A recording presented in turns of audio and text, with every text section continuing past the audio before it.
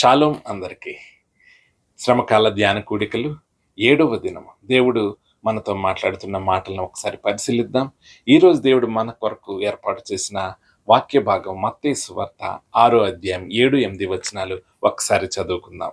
మరియు మీరు ప్రార్థన చేయనప్పుడు అన్యజనుల వలె వ్యర్థమైన మాటలు వచింపవద్దు. విస్తరించి మాట్లాడుట వలన తమ మనవి వినబడునని వారు తలంచుచున్నారు. మీరు వారి వలె ఉండకుడి. మీరు మీ తండ్రిని అడగక మునిపే మీకు అక్కరగా నున్నవేవో ఆయనకు తెలియను. ప్రియమైన వారలారా, మరి మనము అన్యజనుల వలె విస్తరించి మాట్లాడొద్దు, రిపీటెడ్గా మాట్లాడొద్దు. మన ప్రార్థనలు, ఆ యొక్క ప్రార్థన అంశములు మాటి మాటికి వినిపించవద్దు అనే విధముగా ఇక్కడ మరి వాక్యాన్ని చదువుతూ ఉన్నాం. ప్రియమైన వారలారా, అంటే మరి ఒక అంశము గురించి మనం మాటి మాటికి ప్రార్థన చేయకూడదా? ఆ విధంగా చేయటం దేవుని చిత్తము కాదా? బైబిల్ గ్రంథంలో ఉన్న ఈ మాటలకి నిజమైన అర్థం ఏమిటి అన్నది మనం పరిశీలించుకుందాం. ఎందుకంటే ప్రియమైన వారలారా, ఈ 40 దినాలు చాలామంది ఎంతో నిష్ఠగా ప్రార్థన చేస్తూ ఉన్నారు కదా. మీ యొక్క అవసరతలు తీరాలని, లేకపోతే దేవునితో మరి ఎక్కువగా గడపాలని, దేవునితో అనుబంధం పెంచుకోవాలని, కోల్పోయిన భక్తి జీవితాన్ని తిరిగి పొందుకోవాలని చాలా తాపత్రయపడుతూ ఉన్నారు కదా.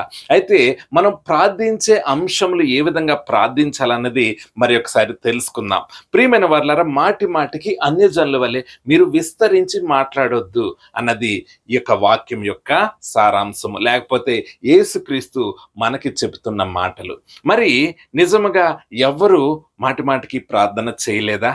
వాక్యం యొక్క అర్థము నిజముగా ఏమిటి అన్నది ఒకసారి పరిశీలిద్దాం. ప్రియమైన వారలారా, మత్తయి సువార్త 26వ అధ్యాయము 44-45 వచనాలు ఒకసారి చదువుకుందాం. ఆయన వారిని మరలా విడిచి వెళ్ళి ఆ మాటలే చెప్పుచు 3వ మారు ప్రార్థన చేసెను. అప్పుడు ఆయన తన శిష్యుల యొద్దకు వచ్చి, ఇక నిద్రపోయి అలసట తీర్చుకొనిడి, ఇదిగో ఆ గడియ వచ్చి ఉన్నది, మనుష్య కుమారుడు పాపుల చేతికి అప్పగింపబడుచున్నాడు. ప్రియమైన వారలారా, మరి ఇక్కడ యేసుక్రీస్తు గెత్సెమనే తోటలో మరి 3వసారి అవే మాటలు పలుకుచు ప్రార్థన చేశాడంట. 3వసారి ప్రార్థన చేసి తిరిగి వచ్చేటప్పటికి మరి తన శిష్యులతో మీరు ప్రార్థన చేయండి, మెలకువ కలిగి ఉండండి అని చెప్పాడు. 3వసారి కూడా వారు నిద్రపోతూ ఉన్నారు.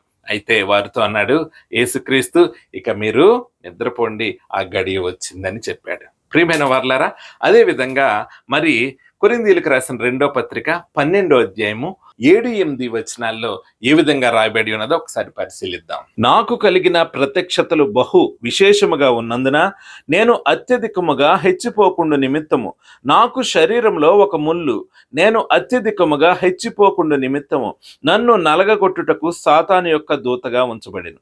అది నా యొద్ద నుండి తొలగిపోవాలనని దాని విషయమై ముమ్మారు ప్రభువును వేడుకుంటుని. ప్రియమైన వారలారా, ఇక్కడ భక్తుడైన పౌలు తన శరీరంలో ఉన్న ఒక ముళ్ళు నిమిత్తం 3 సార్లు దేవునికి ప్రార్థించాడంట. ప్రియమైన వారలారా, అంటే ఏంటి?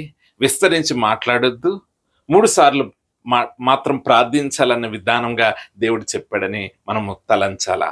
ప్రియమైన వారలారా, అక్కడ 3 సార్లు ప్రార్థించాడు. ఆ 3 సార్లు ప్రార్థించేసరికి యేసుక్రీస్తు మరి ఆయన అప్పగింపబడే సమయం వచ్చింది.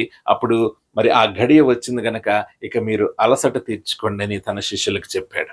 ప్రియమైన వారలారా, అదేవిధంగా అపోస్తులుడైన పౌలు తన శరీరంలో ఉన్న ముళ్ళు నిమిత్తం 3 సార్లు ప్రార్థించాడు. 3వసారికి దేవుడు నా కృప నీకు చాలును అనే యొక్క ఆయన జవాబుని పౌలుకి ఇచ్చాడు. ప్రియమైన వారలారా, ఒకవేళ 3వసారికి దేవుడు జవాబు ఇవ్వకపోతే 4వసారి చేసేవాడు, 5వసారి చేసేవాడు.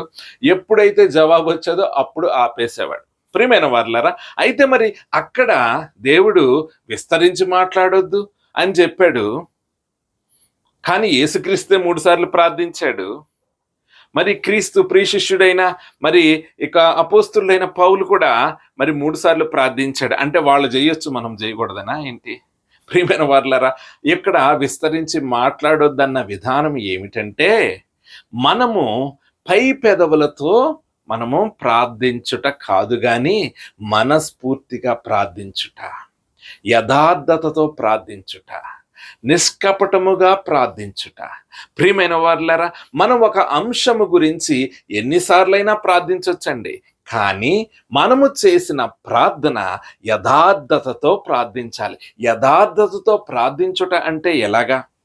ప్రియమైన వారులారా, దేవుడు బైబిల్ గ్రంథంలో ఒక మంచి మాట రాయించాడు. ఏంటంటే, మరి దేవుడు నలిగిన హృదయమును ఆయన అలక్ష్యము చేయుడట. ఏంటండి? నలిగిన హృదయమును ఆయన అలక్ష్యము చేయడు. మరి నలిగిన హృదయంతో దుఃఖాక్రాంతురాలైన హన్న దేవుని సన్నిధిలో మొరపెట్టుచున్నది. నీ దీన సేవకురాల్ని దయచేసి జ్ఞాపకం చేసుకో ప్రభువా, నాకు ఒక కుమార్ని ఇవ్వు అని ఆమె ప్రార్థిస్తూ ఉంది. ఎలా ప్రార్థిస్తూ ఉందంటే, అక్కడ చాలా స్పష్టంగా రాయబడి ఉంటది, నా ఆత్మను దేవుని సన్నిధిలో కుమ్మరించాను. ప్రభువా, నీవు నాకు ఒక కుమారుని అనుగ్రహిస్తే తన యొక్క హెయిర్స్ మీద నేను కత్తిరి రానివ్వను, నీకు నేను ఆ యొక్క బిడ్డను ప్రతిష్ఠిస్తాను ప్రభువా అని ప్రార్థన చేసుకుంది. ప్రియమైన వార్లారా, మరి దేవుడు తన్ని దర్శించాడు. తనకొక కుమారుని అనుగ్రహిస్తే సమూయేలని పేరు పెట్టింది. తాను అన్న ప్రకారము ఆ బిడ్డ పాలు విడిచిన వెంటనే చిన్నవాడుగా ఉన్నప్పుడే దేవుని మందిరానికి ఆ బిడ్డను తీసుకెళ్లి దేవుని సేవ కొరకు ప్రతిష్ఠించింది. ప్రియమైన వార్లారా, ఇక్కడ అర్థం ఏమిటంటే, నీవు చేస్తున్న ప్రార్థన యథార్థతతో కూడినదై నువ్వు చేస్తూ, దేవుని చిత్తమును కనిపెట్టువారుగా నువ్వు ఉంటూ, దేవుని చిత్తమును చేయువారుగా నువ్వు ఉన్నప్పుడే ఆ ప్రార్థన యథార్థమైన ప్రార్థనగా ఉంటుంది, దేవునికి ఇష్టమైన ప్రార్థనగా ఉంటుంది. ఎప్పుడైతే నువ్వు దేవుని చిత్తమును లక్ష్య పెట్టకుండా, నిష్కపటముగా కాకుండా, నువ్వు యథార్థతతో కూడిన ప్రార్థన కాకుండా, నువ్వు ఎన్నిసార్లు ప్రార్థించినా ఆ ప్రార్థనకు విలువ లేదు, ఆ ప్రార్థనకు జవాబు రాదు. ఒకవేళ నువ్వు అనుకుంటూ ఉండొచ్చేమో, నేను 100 సార్లు గనక ఈ ప్రార్థన చేస్తే దేవుడు ఖచ్చితంగా అనుగ్రహిస్తాడు. ప్రియమైన వార్లారా, దేవుని యొక్క ఉద్దేశము నువ్వు ఎన్నిసార్లు చేసావన్నది కాదు, నువ్వు ఏ హృదయంతో చేసావన్నది ఇంపార్టెంట్. నువ్వు అల్టిమేట్గా దేవుని బిడ్డవన్న సంగతి మర్చిపోవద్దు. నీ యొక్క పౌరసత్వము పరలోకమందు ఉన్నదని నువ్వు మర్చిపోవద్దు. దీని అర్థం ఏమిటంటే, ప్రియమైన వార్లారా, మనలో చాలామంది తల్లిదండ్రులు వారి పిల్లల వివాహాల కొరకు ప్రార్థన చేస్తూ ఉంటారు.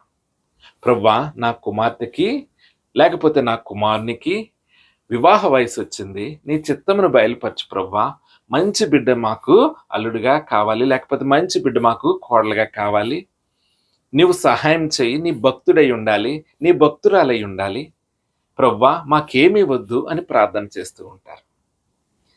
అలా ప్రార్థన చేస్తున్నప్పుడు ప్రియమైన వారులారా, దేవుడు వారు అడుగుచున్న కోడల నిమిత్తం బహు పేదరికంలో ఉన్న ఒక అమ్మాయిని దేవుడు వారికి బయలుపరిస్తే ఎంతమంది సంతోషముగా ఆమెను కోడలుగా మరి చేసుకుంటారు. నువ్వు ప్రార్థించావు కదా, ఆ ప్రార్థన యథార్థతతో కూడిందై ఉండాలి. దేవుని చిత్తమును నెరవేర్చువారే మీరు ఉండాలి. అదే నిజమైన ప్రార్థన. లేకపోతే మీరు అన్యులు వలె ప్రార్థన చేస్తున్నట్లే. మీరు దేవుడు చెప్పింది మాత్రం వినరు, దేవుడు చెప్పింది మాత్రం వినకుండా మీకు నచ్చినట్లు మీరు చేస్తూ, మీకు అనుకూలముగా జవాబు వస్తే దేవునికి స్తోత్రం, అనుకూలంగా జవాబు రాకపోతే దేవునితో మాకు సంబంధం లేదు, మా ఆలోచన బట్టి మేము ముందుకు వెళ్ళిపోతాం. ఒకవేళ నువ్వు అడుగుచున్న అల్లుడు బహు పేదరికంలో ఉంటే నువ్వు చేస్తావా? అప్పుడు దేవుని యొక్క చిత్తాన్ని నెరవేర్చడానికి నువ్వు నిజముగా ముందుకు అడుగులు వేస్తావా? ప్రియమైన వారులారా, నీ కుమారుడు చదువుకుంటూ ఉంటే నువ్వు ఆ యొక్క చదువు నిమిత్తం ప్రార్థన చేస్తున్నప్పుడు, ఆ యొక్క గొప్ప ఉద్యోగం కొరకు ప్రార్థన చేస్తున్నప్పుడు, దేవుడు ఆ బిడ్డ సేవ చేయాలి, కఠినమైన ప్రజల మధ్య నమ్మకమైన సాక్షిగా బిడ్డ సేవ చేయాలని దేవుడు బయలుపరిస్తే నువ్వు సంతోషముగా నీ కుమారుడితో మాట్లాడగలవా? నువ్వు దేవునికి సంతోషముగా కృతజ్ఞత చెల్లించగలవా? ప్రియమైన వారులారా, నీ మనస్సు నిజముగా దేవుని యొక్క చిత్తం వైపు ఉంటుందా? లేకపోతే నువ్వు కావాల్సింది అడుగుతూ అది మాత్రమే పొందుకోవాలన్న ఆలోచనతో నువ్వు ఉంటున్నావా? నువ్వు అడుగు వాటికంటే, ఊహించు వాటికంటే ఉన్నతమైనవి ఆయన ఇస్తాడు కదా. నువ్వు అడుగుచున్న ఉద్యోగం కన్నా ఉన్నతమైన ఆయన సేవని కుమారుని కోసం ఆయన మరి దాచి ఉంచితే నువ్వు ఎంత సంతోషముగా ఆ యొక్క సేవకు నీ కుమారుని పంపిస్తావు. ప్రియమైన వారలారా, రిపిటీషన్స్ అంటే ప్రియమైన వారలారా, హృదయం నుంచి రాకుండా ఎన్నిసార్లు రిపీట్ చేసినా దానికి ఉపయోగం లేదు అని దేవుడు చెప్తూ ఉన్నాడు. మరి నువ్వు చాలా ఆసక్తితో ఈ 40 రోజులు ఉపవాసం ఉండి ప్రార్థన చేయాలని, లేకపోతే ఉపవాసం లేకపోయినా దేవుని సన్నిధిలో గడుపుతూ దేవునికి దగ్గర అవ్వాలని నువ్వు ఆశపడుతూ ఉన్నావు కదా.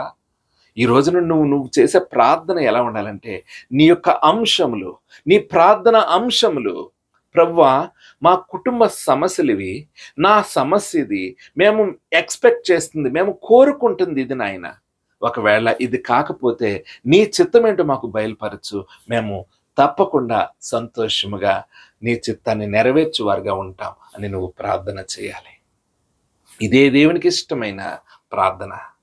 ఈ విధంగా కాకుండా ప్రభా ఇది మాత్రమే నాకు అనుగ్రహించు అనే చేసే ప్రార్థన దేవునికి ఇష్టమైన ప్రార్థన కాదు. ప్రియమైన వారలారా, ఒక చిన్న విషయం చెప్పి నేను ముగిస్తాను. మరి వేగు చూడమని మోషే మరి 12 మంది వేగువారిని పంపించాడు. అందులో 2 మాత్రమే మంచి వార్త వారు పట్టుకొచ్చారు. 10 మంది వారితో మనం పోరాడలేమన్నారు. అప్పుడు మోషే అహరోనుల మీద ఎదురు తిరిగారు చాలామంది ప్రజలు. అప్పుడు దేవుడు వారి మీద కన్నెర చేశాడు. అప్పుడు కొంతమంది లేదు లేదు మేము మరలా యుద్ధానికి వెళ్తామన్నప్పుడు మోషే వారిని అడ్డగించాడు, కానీ వారు వినలేదు మాట. ముందు దేవుడు వారిని ప్రోత్సహించినప్పుడు వారు భయపడ్డారు.